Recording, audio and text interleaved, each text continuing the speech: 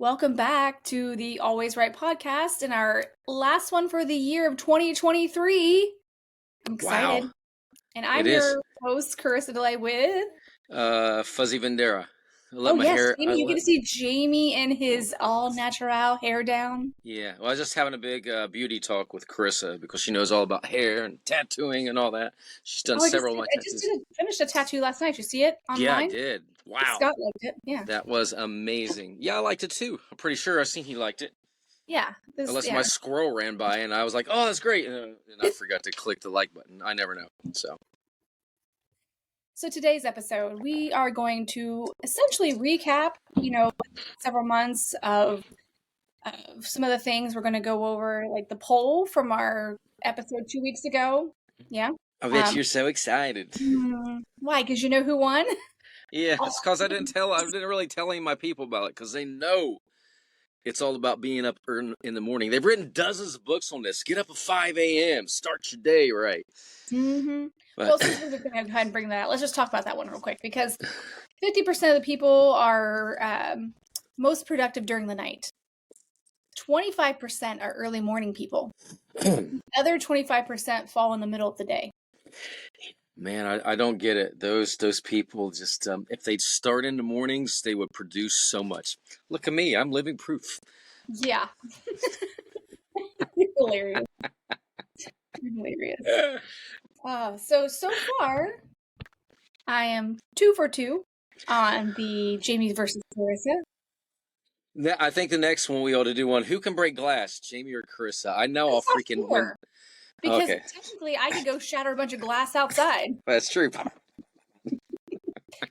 But something that we went over in that episode, not the episode last week with Danny Black, but the episode before that where we talked about early birds and night owls, we had mentioned Unleash Your Creative Mindset. I do have that book. And so I Wow. couldn't find it on my shelf. I do have it on my shelf. Oh, that looks cool. Yes. Yeah, so this is definitely a good read because, I mean, it's not one of those things that you feel like you have to commit to a website like, hey, just for free, you can get all this information, but if you pay $199.95, we'll give you everything. Yeah, I Or, can't. I could or never be 12 like that. easy payments. Yeah, I seen that today. I was looking at, I was studying some stuff for videos, and it was like, oh, for $27, and then I bought it and it's good. I watched the video, but then it's like, okay, but then you can get the other five for only 1,000. I was like, ugh. Only. So now Squirrel kicked in. So quick story: the Unleash Your Creative Mindset. When I wrote that, I tried to get Joe Vitale. Right afterwards, I tried to get him involved because he bought a bunch of my books, like Raise Your Voice. He studies like, man, we need to write a book together, something like Unleash Your Creative Mindset. I love you, Joe, but crickets. I didn't hear anything. So then a couple years later, I woke up and I wasn't even thinking that. I had an idea for Joe, and I said, dude, you've done all these albums. I got an idea for a book for you. It's called Mind Over Music, and you write it like how you produce so much music so quickly. And he says, nope, I'm not going to write it, but we will. We'll write it together. And so that's how that book came about. So eventually, my idea of wanting Joe to write with me came to fruition. Yeah, I mean, I see. I'm gonna put that on the set list, writing and co-writing, because I don't think I could be a very good co-writer. Well, it's easier for me because it's not fiction. Funny I say that though, because You read fiction with Daniel. yeah, I did a lot of fiction with Daniel, but with going back with Daniel Middleton, and he'll tell you this, we would have little Skype sessions, but my brain is so alive, he would let me roll. I would just vomit scene, and then he would come in and kind of edit and help me clean it up. He was like, dude, you're so good at this, just go with it. And I just, at my 10-year-old grandson, the Tales of Spitfire is actually about him and like some dragon boy and all this, and there's 8 books, only 2 of them written, and I told him the other day, because he said, I got to read these for school. And, and I told my teacher about them. I said, good. How about you write the next 6 with me? He's like, what? I said, yeah. I said, we'll get on Skype. You'll help me plan out the scenes. You study the first 2 books, and then we'll write it together. And I'll handle the majority of it. But see, I can handle that type of writing. That part, yes. Now I could do that because with Canvas, my oldest came up with the general plot twist. Sky, she came up with that, and so I just took off with the other details.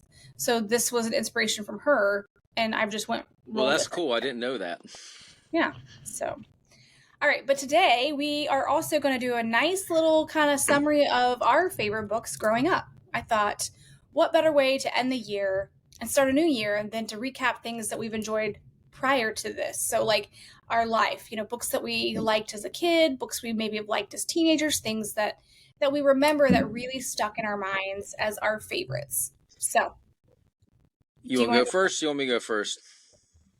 I think I've got mine on. I've literally got the books that I have from a kid. You go right ahead then. I had to make a list because I was like, I've read so many books I couldn't remember. So I have two books that stick out in my mind as the two that I read over and over again, or I had read to me. I do remember my mom reading Charlotte's Web to me when I was little, and then eventually I could read it myself. But I was actually a terrible reader when it came to wanting to read. But I loved the stories, if that makes sense. Like Yeah. I was a skimmer. Like I could go through and get the gist and read really quickly. I remember one time I had to do for like the Pizza Hut pizza thing. Do you remember that? Where if you read so many books, you got a free pizza. Oh, I don't remember that. Are you that old? No, yeah, I'm that old, but God, you just gave me. You keep going because you just gave me a Write that memory. down. Forget that one. Yeah. So yes, you used to, if you read a book, you could write it down, and then every time you read a book, if you got like so many books in a month, you would get a free personal pan pizza. And I know they did that with my kids too. So it's kind of, they did that for a while. But I remember that. And my mom caught me on one. She's like, did you read that book? And this is like a 10-15 page book. Like I literally, the picture, it was illustrated. So the pictures pretty much told the story of traveling and all this stuff. And she's like, tell me what this book's about. And I like totally faked it. Plus I read the book.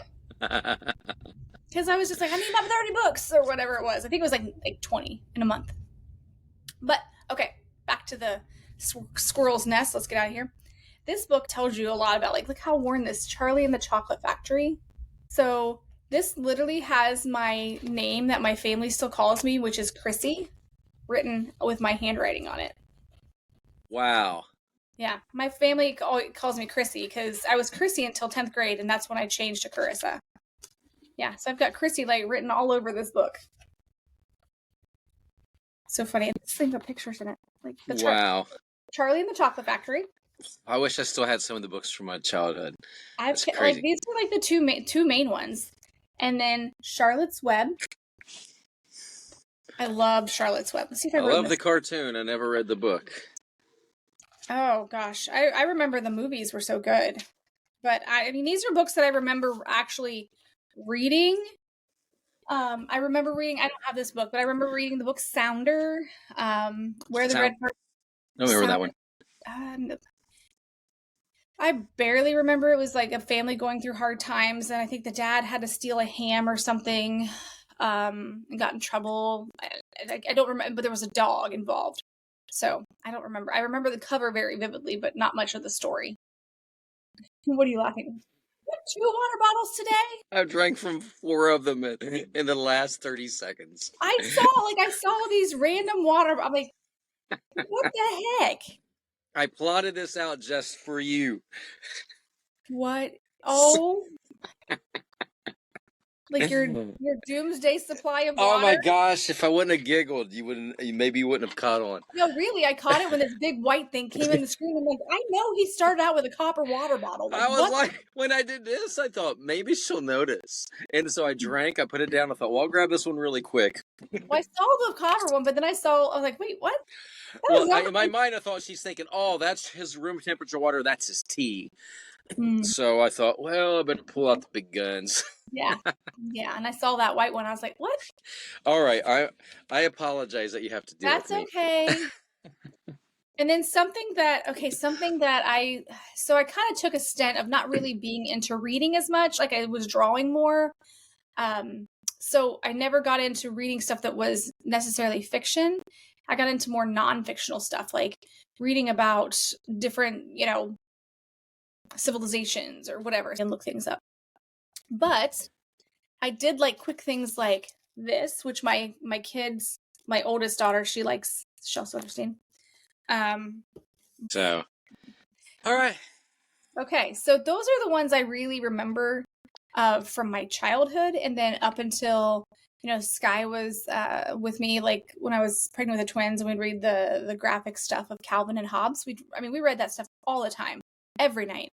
And then I got into Dan Brown, and then it wasn't until she read and was watching the Twilight books that she's like, "Hey, will you watch this with me?" And then after we watched that together, I was like, "You have the books." So I started reading. Then I started getting back into reading and stuff again.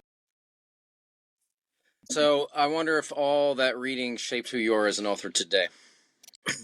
Well, yeah, because I feel like my chapters are short like these. I don't like long chapters. I like shorter chapters. And I like chapters that feel like a movie where you're changing scenes every chapter versus No, changing. I like that too. I think that's why we came up with the movie books and TV books idea. I just love the boom, boom, boom, just moving, moving, moving. Yeah. So sweet. No, I All right, love now it. you. Let's talk about your kid. Well, hold on. Before we talk about me, I want to ask you though: are you still reading? Is there anything that you're reading now? So the last two books that I read. Oops, I have them over here. So the last two books that I read, not fiction. This one is a pretty decent sized one. How to Change Your Mind. So this one's How to Change Your Mind, What the New Science of Psychedelics Teaches Us About the Consciousness, Dying, Addiction, Depression, and Transcendence. Cool. By Michael. He's the guy that inspired the Netflix show on this. There's a Netflix show on it. Yeah, his whole this Michael Pollan guy, he works with a lot of big people, and they talk about a lot of the Harvard experiments and stuff, the psychedelic experiments and stuff. I read that one, and this is the one that Dr. Daughtry and I were talking about. This one is very good. And what is it about? This is the witch craze. I know. Basically, it was the evolution of how it came to being witches. Yeah. How it went from being people who were against the church and heretical. trying to find. Is it heretical? No, yes, maybe. Heretics. Okay. Yeah, heretics. I knew it started with an H. It's like acronym and anagram. Remember that was a really brain twister. That episode. This is not right. Good. Yeah, I got to get back. I'm reading, but I'm reading my own stuff to plot so I can finish. And of course, I'll dive into it because it'll lead up to my reading. I started really young. My Portsmouth, Ohio, down in the Boneyfiddle area, there used to be this building, used bookstore, buy, sell, trade. My mom and my stepdad back then, both avid readers. And they would drag me down there. I was like, oh, I'm so sick of this every week because they're always reading books and trading them, reading books and trading them. And I started looking around in the kids section, and I remember I loved James Bond movies. I loved Roger Moore, which was really the second James Bond. Moonraker, but the earlier movies like Live and Let Die. I just thought he was charismatic. He was funny. I loved all the gadgets he had. So I found these books, and I wish I could remember them. It's driving me nuts. Maybe somebody on this podcast will be like, "Oh, I know what you're talking about." There was a series of book back in the 70s that was like a teenage James Bond type character. There's a whole series of them. They're like 100 pages long each. They were for kids, and it was just like James Bond as a teenager. But I cannot remember his name. Have you not Googled this? Have you not used this modern technology? No, let's Google. What's modern technology? I haven't even thought about it. Anyways, that led me into reading and getting into the library. And luckily for me, like 10, 11, 12 years old, I would go to the YMCA to cut grass with my buddies. We'd save a little money. We'd run and we'd go to the pool. And the library was right next door. We're like, we ain't got nothing to do. There's a whole kids section. Let's go there. And maybe I was 11 or 12 this one summer, just like you with the Pizza Hut. They had a contest, and you had to read like 30 books in 30 days or something. And we tackled a couple books. I was like reading all night long, and then we caught on. It's like 100, 150 page books. I'm like, wait a minute. There's a section for toddlers over there, and those books are like 30 pages long. We started reading the pictures and doing them, and we're like, I got 5 books in today. And then you're like me with the literal picture books. Well, we got shut the F down because that librarian said, Jamie, John, this does not count. You can't read a 3-year-old's book that's only 10 pages long and count it as an official entry. So, needless to say, we didn't win. But around that time, I remember we went to a little newsstand called Richard's News, and I was into books, and so Mhm. I never really read fantasy. I did have all these memories are coming back. I did have these books, and I just found them lately, like The Witch of Firetop Mountain. I know I'm saying that wrong. They were like choose your own adventure, and they were great. And you could read as like if you want to open the door, go to page 37. If you don't want to open the door and pass it, go to page 14. So you had to choose your. Oh, they're great. Like the Warlock, I'll find them and we'll mention them in this podcast because I got a couple of them around here somewhere. But you could read this book dozens times, and you would come up with a different ending. Like, oh, you get halfway through, oh, you were killed. So it's Well, like that's playing Dungeons interesting. and Dragons. Go ahead. That's interesting because there's a Netflix series, like it's called Kaleidoscope, I think. And if you watch it in a different order, like it changes the ending. Okay, that's crazy. That's what this is. I'm trying to And I'm see if like, I can find. but the thing is that when you watch it in the order I'm like, if I change this up, I'm still gonna think the same thing. I'm so confused. Here's one of them. The Warlock of Firetop Mountain. It was written by Steve Jackson and Ian Livingston, and it was for a series called Fighting Fantasy. And there were dozens of books in this series, so I've read 4 or 5 of them. You can get them as a nap now and read them. I love these. So that's where my fantasy began. But I remember being at Richard's News and I seen this cover, and it was for The Elfstones of Shannara by Terry Brooks, and Which it you've just had. mentioned, yeah. Oh yeah, he had his palm was out and it was glowing glue, and that was the Elfstones. There was a troll next to him, a dwarf, and a sword, and it just pulled me in. So I got hooked with that. I was into fantasy. I went back, was reading his first book before that, and then I was into monsters too. So like the movie The Howling came out. Absolutely love that movie, but they made a series of books on it too. So I read all those other werewolf books like The Wereling, Magic Kingdom for Sale Sold, which is another series from Terry Brooks, which is really cool. It's like this lawyer in America, and he's tired of life, and he can buy this Magic Kingdom for $1 million, and he's like, nah, this is stupid. They let him put a deposit down, and he goes to the Blue Ridge Mountains, and he follows this path, and the next thing you know, he's in another dimension, and there's a kingdom. But the kingdom's in shambles, so it's a lot of work. Great series. Then I kind of got back into the monsters, like Christine. I got into, Christine. What some of the other books Stephen King did back then. Cujo, read Cujo. Tommy Carrie. Knockers. Tommy Yeah, Knockers. I never after that. I never got into those after the first few. I read 3 or 4, and then I kind of got out of it. As I got older, I like playing with pendulums. I love the stuff you write. I was into pyramids, so I read a lot of Edgar Casey. I read books on that type of stuff, and I finally landed in being a singer, like trying to consume anything I could find on singing. And I would order books like back then. It wasn't as accessible as it is now.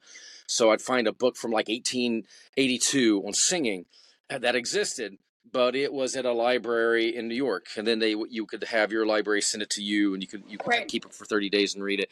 So, and then over the years, mainly Terry Brooks, Cinda Williams Chima. She's another fantasy author. I absolutely love her. And that's it. And I'm kind of like you are now. I'm a skimmer, and I hate that. But Yeah. I think society's kind of done that to us. We're like always in a rush. And so I'll skim a book, and a lot of it I study a lot for videos and whatnot. So I'm skimming, but I'm trying to slow back down and get into another book series. Luckily, Terry Brooks has another series. I'm waiting for the 3rd book to be released because I don't like reading a book and then having to wait a year. It drives me absolutely insane. If I would do that, I would have to go back and start again. And Terry Brooks, over the years, he has like 30 books plus in the Shannara series. And if I knew a new book was coming out, I'm nuts. I would have to go all the way back and read 20-something books to get caught up to be in the story. Like you didn't miss anything. I know, yeah, it's exactly what it is, because I've tried that, and I'm like, oh my gosh, I can't get into this. What? Well, I don't even remember that happening from before. So a lot of people will do that. So that's kind of why I really want you to finish a series, and I'm hoping we're pushing to finish Age of the Sigil, so that one is complete. Yep. Because when you sneeze, you miss the ending. Bless you, bless you. Allergic to unfinished series. You plan that. No, Yeah. that's my plan. Sigil, what I'm doing now is I'm getting my grandson involved, and he's 10. But I wrote this series called The Tales of Spitfire, Yeah, you and said you it's were going to have him. You said that you were going to have I'm gonna him. we'll probably do a thing on that says like another podcast on it. But I'm pulling him in because he said to me a couple weeks ago, he's like, during Christmas break, my teacher said I have to read something. I think I want to read those 2 Spitfire books. I'm like, all right, well, I'll read them with you and I'll take notes. I said, I got a better idea. Since you're one of the main characters in the book, why don't you help me write the rest of them? And he's like, how am I going to do that? I said, hey, don't worry, I'll do the bulk of the writing, but we'll get together on Skype and we'll go over the scenes. And after you read the first 2 books, and whatever scenes you think, I'll write into the book. That's so cool. That'll be that, but I can simultaneously. I can't even talk. I'm so excited about writing. I can simultaneously write 2 books. Yeah, because there are a lot of people who love to read series, but will not start a series unless it's complete. Yeah. I hear that so much. Like, I don't want to start a series if I know there's another book coming. So I want they don't want to have to go back and reread. So I get that. So we got to start finishing your series. We got to start finishing. I know it's what, and this is like a procrastination. It's not writer's block. It's not that I'm bored. It's that I'm being kind of lazy because I'm overwhelmed with teaching maybe you should voice. stay up late then. Or I could get up really early and start them earlier. I could just start getting up 4. It's only not working for me because lately I've been getting up and I'm like, and I sit there in a chair for an hour and I'll work on. I need to edit a video for Instagram or something. So I just need to reprioritize. But yes, I can write books fast, so it's not an issue. Age of the Sigil is coming. I promise. Okay, I'm stay on you. I'm going to stay on you. I mean, I'm taking the focus off of me because I haven't finished a book since 2018. Yeah, I know, but listen, I'll tell you a secret. The last 4 books I put out were Shifters 2, Order 5, Season 3, Spitfires 1 and 2 in the last 2 years. Those books, I can't believe I'm telling everybody this. I had them completed 4 or 5 years ago.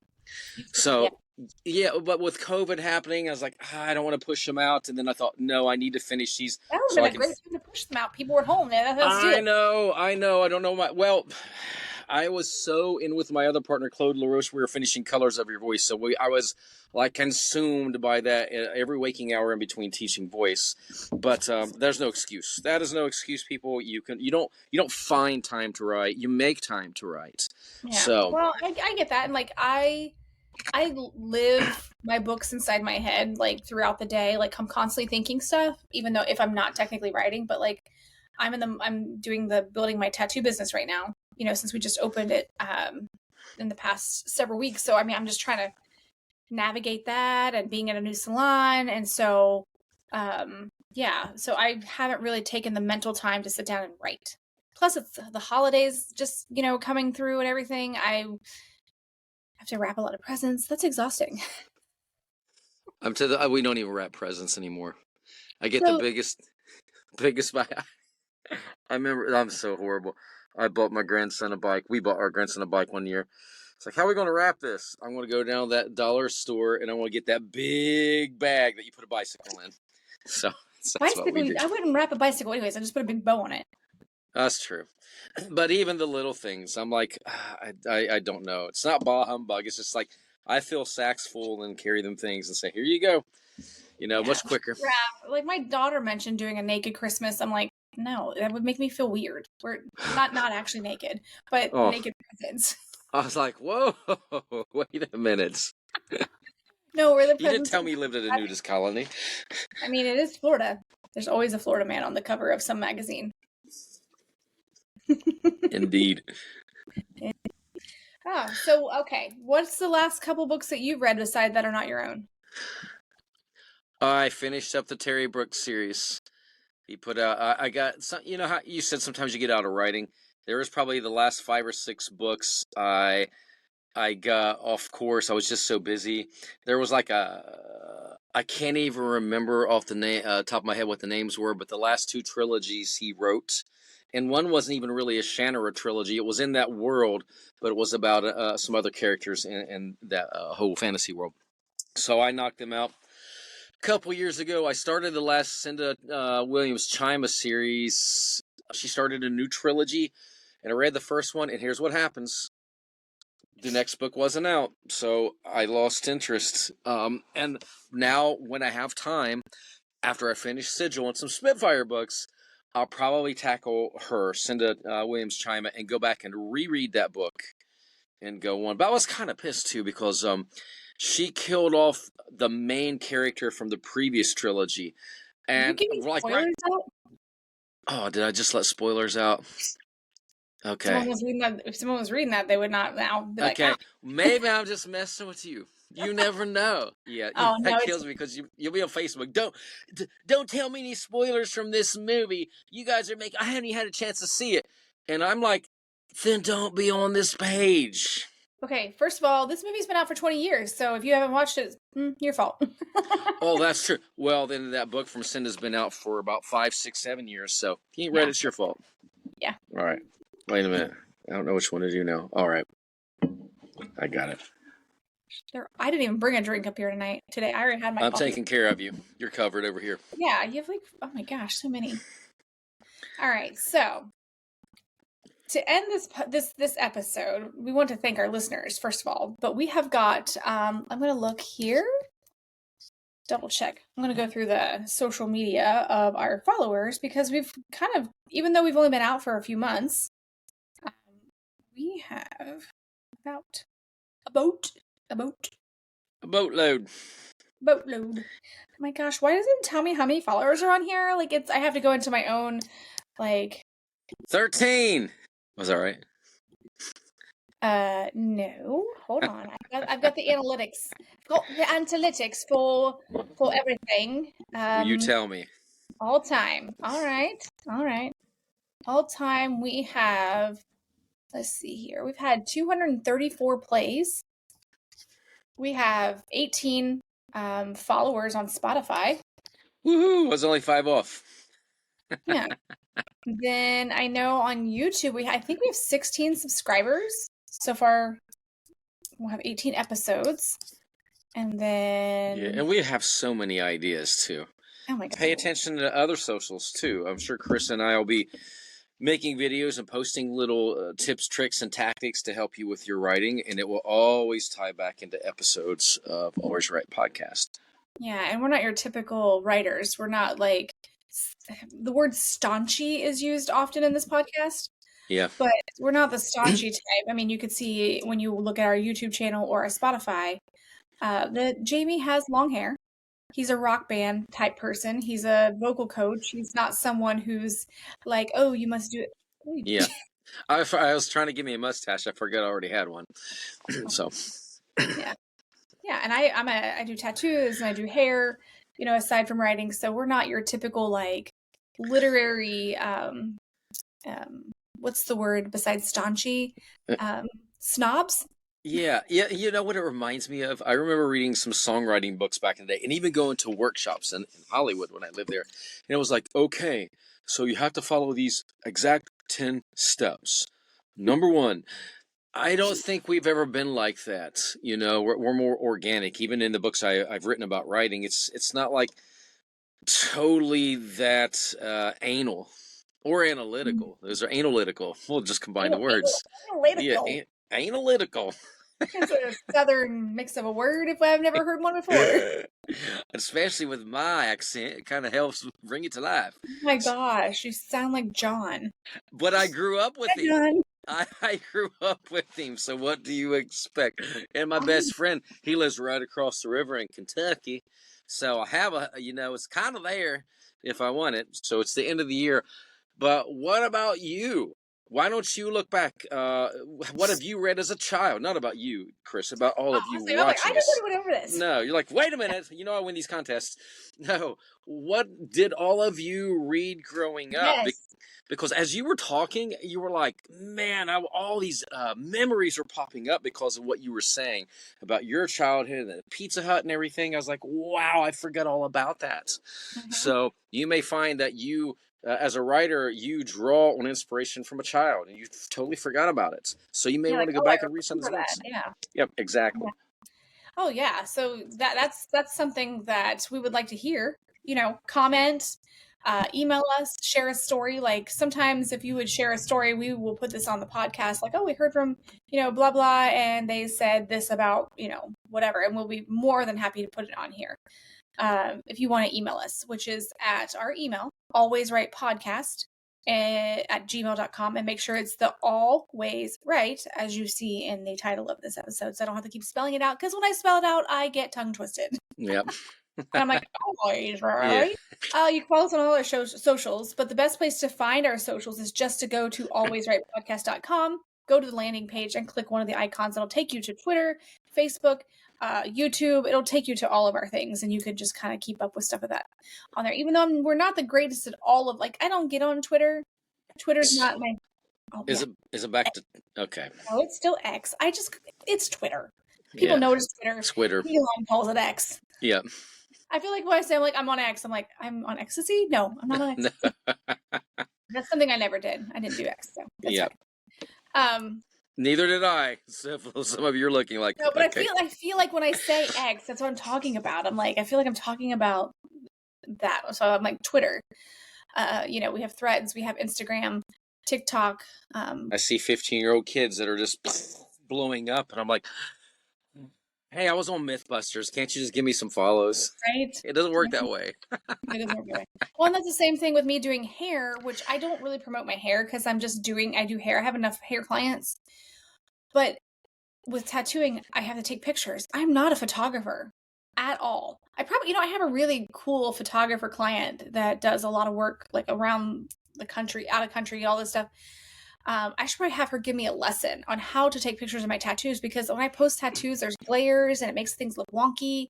Sometimes when the shading hits the light, and I'm like, how am I supposed to do this? Because you probably need a certain lighting setup in your room. I suck at it because I have a skin disease, so my face is always red, and I know if I would adjust the lighting a little better, it would change the temperature color of the lighting. It will look better. No, there's tons like Facetune. There's stuff you can do in CapCut to change saturation. I've seen those. But anyway, I'm not worried about it because I'm not trying to be Ink Master. I'm not trying to be like whatever. I would rather be a best-selling author than an Ink Master. Yeah, but you are an Ink Master to me. This is like, your tattoos are freaking awesome. Thank you. So, thank you. All right. Well, everybody, hope you enjoyed the podcast so far in this year. We got so much coming in 2024. Yes. So this is the last episode for 2023, and we will see you next time. And we want you to always be writing, and we will hear from you, and you'll hear from us next week in 2024. So until then, next year, we will, I don't know, we're going to do another podcast. Yeah, we're gonna do another podcast. Yeah. I don't know, in a year. Squirrels have jumped into my my house. It's I'm infectious is what it is. Yeah. I was like, all right. Anyways, thanks for listening. As always, I'm your host, author Carissa DeLay, and this is my co-host Jamie Vendera, and I will see you next year. All right. Peace out.